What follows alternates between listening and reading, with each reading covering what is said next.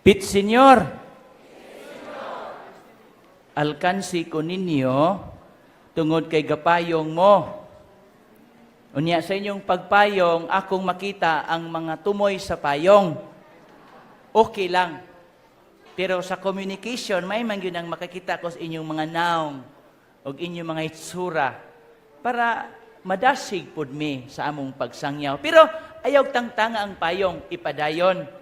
Kay kining akong mata mulusot mansad. Ha? Mga igsuon, niya nakita sa ikatulo nga adlaw sa Misa Novena. O palihog, iisa ang inyong mga kamot, katong gahawid og payong-payong. Kinsa dinhi ang mga makasasala. Ay, salamat. May makasasala tatanan? Oh, salamat. Nindot paminahon nga kitang tanan mo angkon nga makasasala atong pakpakan ang mga makasasala. Salamat. So by accepting that we are sinners, we have the reason to be here.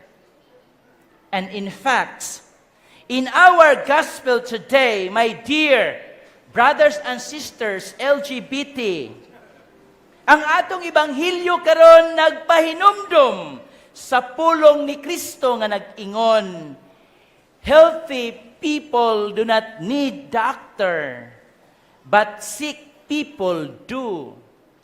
I do not come to call the righteous, but sinners. So kita ang hinungdan, ngano ang pulong na himong tao? Ngano ang pulong na himong unod? Ngano si Kristo nagpakatao tungod sa atong mga sala? Ug tungod sa atong mga sala, gipadayon ang paghigugma ni Kristo kanatong tanan, kay gusto niya nga kita luwason. Ug ang pinakauna nga step or ang alang sa kaluwasan, mao ang pag-angkon o pagdawat nga kita makasasa. Sa panahon nga si Pope Francis gi-interview o gipangutana, kinsa man si Jorge Bergoglio, George, na tukan si Pope Francis ug miingon siya, si Jorge Bergoglio, usa ka makasasala. Nganong mauwaw man ta, ngayon nga makasasa kang dako, pasalamat kay imong sa dako. Buti pasabot, mas dako ang lunaog panahon nga ihatag ni Kristo nato.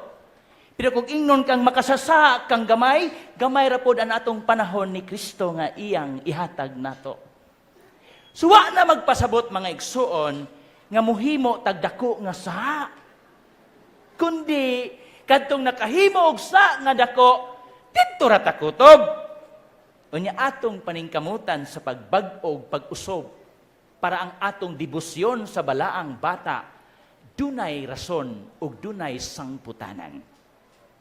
Mao nga we have the reason to rejoice and be glad.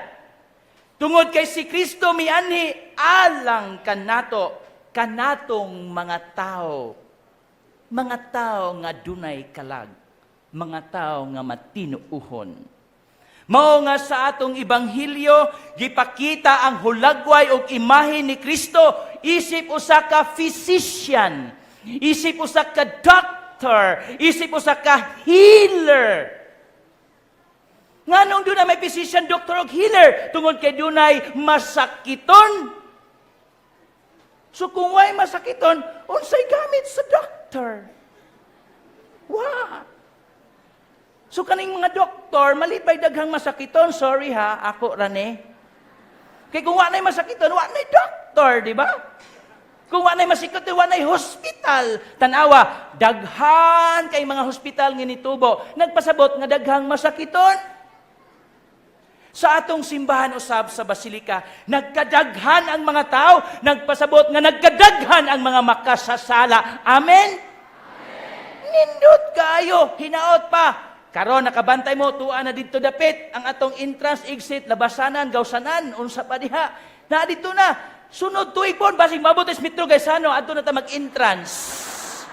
Mga akong suggestion ninyo, ayaw na magbuhat og sala para gamay na lay manimba, di ba? Kung magpadaghan mog sa, malipay man sad me. Kay kung wa na mo isa, wa na sa may gamit nga pare, kay wa na may mangumpisal. Di ba?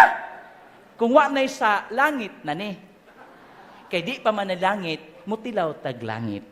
Mao mga igsoon, ang atong mga pagtulunan karon nagpahinumdom si Kristo nga mapasayloon. Si Kristo nga mahigugmaon, si Kristo nga anda mo ayo, si Kristo anda mo tubag sa ato mga yango panginahanglan og singgit alang sa kaayuhan, dili sakit sa lawas, kundi sakit sa kalag.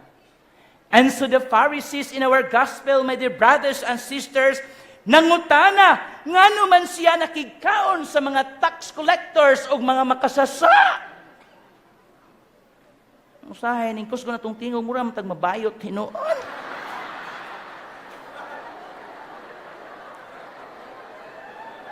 Kanang nangatawa, mga bayot yun na. Don't worry, I'm one with you.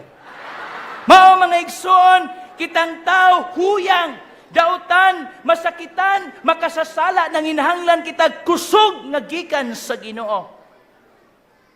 Naa ang nature sa Ginoo sa pagtabang sa makasasala. Nausab ang nature sa tao sa pagpangayo sa kapasayloan sa sala. Dili kay miingon nganong mangumpisal man ko nga wa man ko'y sa. Dako nang sa. Mao mga igsoon, dunay istorya sa usa ka tanga nga hapit malunod sa swimming pool. Nakakita ang tao, naluoy siya sa tanga sa ining ni scorpion, nga nagkabuang og langoy-langoy, midol ang tao, aron iyang tabangan ang tanga. Unya, gipaak siya sa tanga, ningon ang topis. Sorry sa word ha. Nga kang, buang kang tanga ka, ikaw pa'y gitabangan, ikaw pa'y mamaak. Mga igsoon, the lesson is, it is the nature of the tanga to paak. And it is the nature of the person to help. Di ba ka mutabang tungod kay mamaak? Next time, gamit og paagi nga sa imong pagtabang, di ka mapaakan. Amen? Di ka magtanga-tanga sa pagtabang sa tanga. Daghang mga tao sa atong kasinatian, nga atong gipahuwam og kwarta, atong gitabangan, sa luyo di ay, mo'y nidaot nimo. Di ba mga tanga na sila? Ang mga tanga ta, tungod kay dunay tanga. Mao mga igsoon, it is the nature of the scorpion to bite and the nature of man to help. We should continue helping despite sa mga tao nga mubalos og dili maayong pagtagad nato. Ug dadto nato sa ikaduhang punto mga igsoon, human sa imahin sa Ginoo nga matinabangon bisan sa atong pagkamakasasala. Wa man mingon si Kristo makasasala man mo gihapon, di na lang ko. But He gave up His very own self for us to be saved. Mao mga igsoon, dunay istorya sa usa ka bata dito sa Thailand nga inyo makita sa mass media. Naniud to na ba mo? Wa pa mo naniud to? Amo, muhunong na kugwali. Kung mingo mo ninyo to, padayon ko. Anyway, dihay istorya sa kabata sa Thailand, mga igsoon, nga misod sa usa ka butika, og nakapangawat siya og sirap og tablitas. Nasakpan sa tindira, gikuha ang tablitas og sirap, gingnan, ikaw kawatan! Siyempre, wag goodbye, di kawatan. Nakitaan sa usa ka vendor sa kilid, sa iyang bata nga gitulisok, gilabon-labon, gikuha ang iyang nakuha. Ningon tong tindiro, unsa may problema? Gikawat akong baligya. Ningon ang bata, akong mama nagmasakiton. Akong itambal sa akong mama. Si, tungod sa sakit, mangawat. Hinungdan, rason ba na mga igsoon? Nga mangawat lang ta kadunay masakiton? Og mao to, nga ang bata nasakpan, miduol ang vendor, mingon siya, pila ba na tanan? Muni kantidad. Nikuha siya iyang kwarta nga halin, kulang ni kanhan siyang bata nga punin gihatag sa tindira sa maong butika o gibayran. Bayre o ihatag na nato ning tambal. Gikuha ang tambal sa vendor nga lalaki. Unya gingnan niyang anak nga babay, dali, tagay ko veggie soup, tagay ko kanang putos putos sa sabaw nga utan, dali. Gihatag sa bata nga gikuha niya uban sa utan o katong sirap o katong tablitas gihatag sa bata. Ang bata mitutok og mitan-aw niya nga wala daghang istorya, basig nga ibog to, diyong midagan. Sayang pagdagan, giputol ang istorya og mipadayon ang istorya sa usa ka vendor. Nga usa ka adlaw ni ana diha na say buang nga miadto. Kay suki man nila ningon tong bata, pa paglingi niya buang nangayog sudan, gitagaan sa tatay. Human og hatag sa sudan, na-collapse ang tatay. Nauntog na ospital. Human ato sa ospital, dito gitagaan sila sa bayranan sa ilang bill. Ug ang bayranan sa ilang bill is 792,000 bahts. Di man na sa ato, murag sa Taiwan man na dapit. 1,000 pero gamay ra gud na, no? Baht. Dili abat, baht, BETT. Wa ko kibaw sa meaning anak niya. Bahts. Pagtanaw sa bata, di man siya ka-afford. Di nakatulog ang bata, samtang wa pa siya matulog, iyang ibaligya tong ilang tindahan for sale. Human niya mga igsoon, pagkabaligya lang tindahan, di gyapon ka paiko sa iyang pagmata, sa iyang resita bill nga $792,000 bahts. Di na niabot nga lain nga bill. Og ang ilalom sa bill, unsa nakabutang? Zero balance. Di na tinga ang bata diin man eh. Nga gibutang dito, your billing hospital bill has been paid, fully paid, 30 years ago. Tungod kay ang katong bata nga nasakpan nga nangawat, nga gitagaan sa atong tindiro, niadtong syrup, tambal og utan nga sabaw, nahimong doctor. Wa niya pabayri mga igsoon, ganahan mo, pangawat mo, ba't mahimo mong doktor? Dili ang punto mo sa atong pagkamanggihatagon, dili kita magpaabot og balos. Og muni nahitabo. Og ang atong Ginoong Hesukristo manggihatagon, og ang atong gibaos sa. Og dadon ko kamo sa ikatulong nga punto para ato na kining undangon ang atong istorya. Sa ikatulong mga igsoon, kadto motoy punto sa giingon sa atong tema, inspiration. Atong tema to, inspiration of renewed disciples. We can be a renewed disciples if we know how to give and share. And to the third point of new evangelization, hibaw ba mo sa istorya or background kanang atong gikasikatan ron nga Lodi, Werpa, Petmalo. Hibaw mo sa istorya? Wa mo hibaw? Ako chismoso, na ako'y idea. Basig hibaw pod mo. Mao ni istorya. Ang alamat ng Lodi, Werpa at Petmalo. Basin ninyo, muna inyong mahinumduman, Puryagaba. Tumawag ang daddy ni Malu sa kanya. Kring, kring, kring. Lubat man mo nang murag paos. Kring, kring. Ingon si daddy, hello Malu. Ingon dayon si Malu, Lodi. Ingon si daddy, puntahan mo nga ako Malu. Sabi ni Malu, where pa? Sabi ni daddy, sa pet shop. Sabi ni Malo, ano bibilhin mo di? Sabi ni daddy, pet Malo. Hangtod nga dili ta kasabot, nganong naana. Patuyang tagsunod-sunod, gamit-gamit kay uso. Atong tugkaron, atong aninawon, nganong naana. Pananglitan, sa debosyon ni Santo Niño, kasabot ba mo, nganong manimba mo? Muna'y pitmalo. Simba-simba, kay kuyog ang cross, kuyog, kasabot ba mo? Nganong nanimba ta?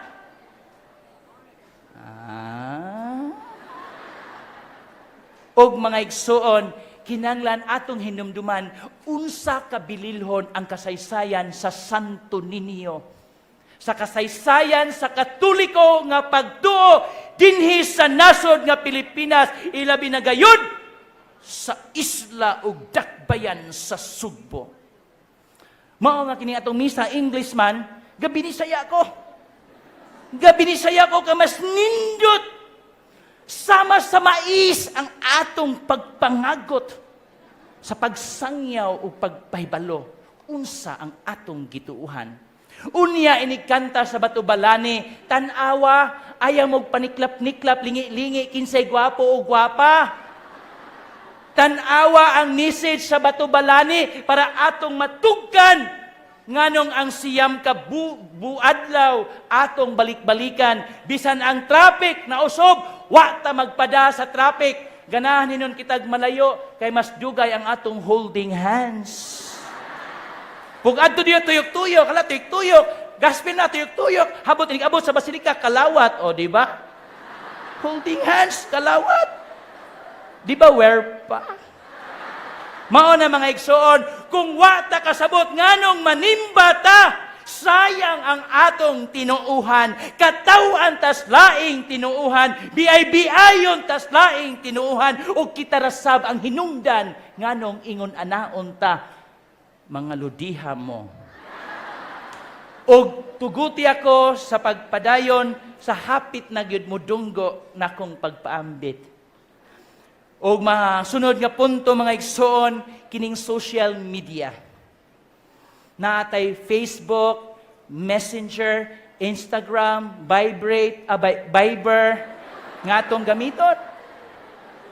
Unsay ipamutang diha? Naglagot ko sa akong mama, wa ko tugti. Nagkuan ko sa akong kuan nga wa. Pwede ba? Hangyo lang. Ha? Gawas naman mo. Hangyo lang. Kung mo post mo sa Facebook, kanang makadasig. Di nang makalagot, makaduol, makaluya, makasapot, makatingkag og buhok, makadiskayaw na. Kanang maka-encourage ba nga, wow, inspired kay ko sa wali ganina. Katama, no? Wala ba? Wow, inspired kay ko sa kuan ganina. Kana mo'y nindot. Ayaw nang, wa ko'y kaon, wa ko'y purya. Nung sakay kong jeep ganina, I'm feeling sad. Don't share that. Imuha lang na kay mudaghang sad ina. I'm happy do kana. Atong ipakanap ang mga maayo ug positibong pagbati, dili ang mga dautan. Makakitag basura, picturean i-Facebook. Ato mo sa Ayala, picturing Ayala. Ayaw tong may tugasano nga nasunog. Katong kilid, di ba nindot? Pero unsay rason nga nung nag-Facebook ta? To divert our attention. But deep inside is a heart that is empty and craving the forgiveness of the Lord. Amen? Amen. Tanaw nga, ano sa pa ni humaning paria?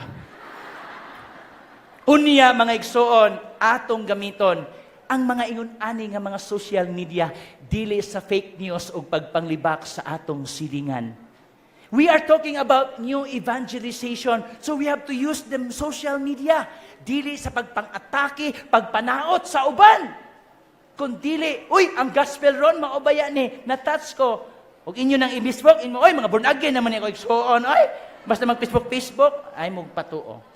Mao mga igsoon, tuguti ako sa pagtakop sa akong pagpaambit, kay alas 12 na pasado gamay.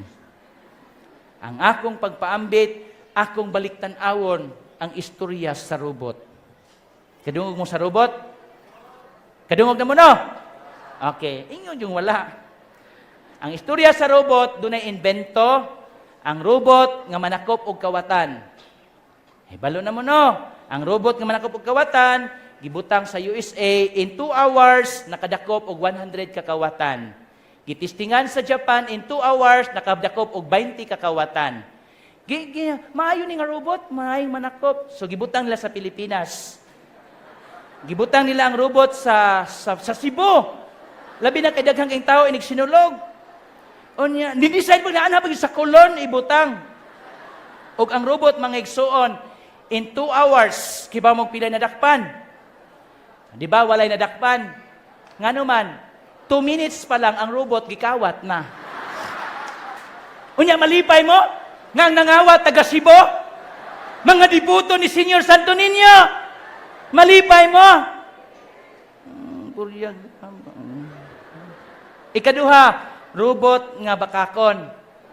Robot nga managpa kung dunay bakakon. Mao nga gibutang ang robot usa ka tatay nakapait og robot nga maayo ni kay manguan og robot managpa. Gidala niya sa iyang balay gikan sa Japan. Pag abot dito iyang gitistingan. Ningon din ang nanay, anak diin magkagikan.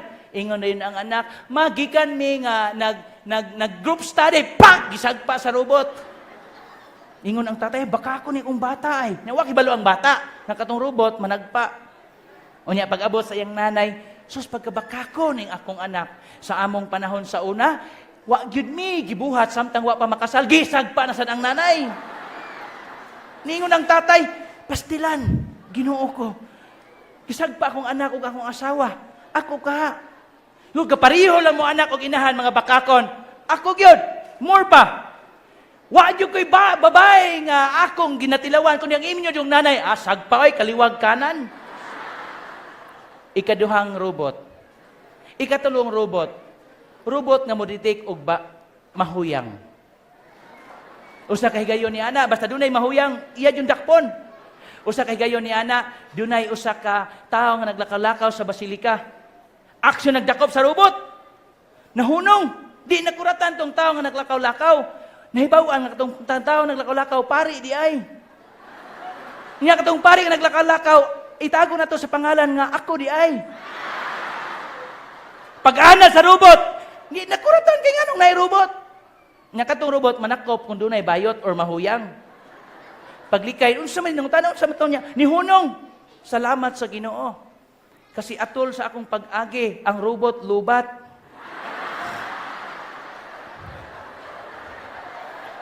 Og another version sa robot. Ang last nga version sa robot, gusto nga mag-imbento og robot nga mudakop or mudetect og makasasala. Usa na lang kasimana, wa gyoy nadakpan ang robot nga makasasala. Tungod kay ang robot, way kasing-kasing. Og bisan kamo karon nga nagtupad, way bisan kinsa nga nakahibalo kung unsay inyong sala. Kundi ang Ginoo lamang. Amen! Tungod kay dili kita robot, hinaot nga dili ta magpadakop. Dili mamakak, dili mangawat, para mamahimo kitang bag-ong magsasangyaw sa bag-ong evangelization in the name of Señor Santo Niño. Hinaot mga igsoon sa atong pagsimba, pagsinggit, Viva! Dili unta, Viva Pit Malo, kundi la, Viva Pit Señor. Viva Pit Señor! Viva Pit Señor! Hinaot nga mamahimo kitang tao nga kamaong mupasaylo sa atong isig katao. Amen? Amen.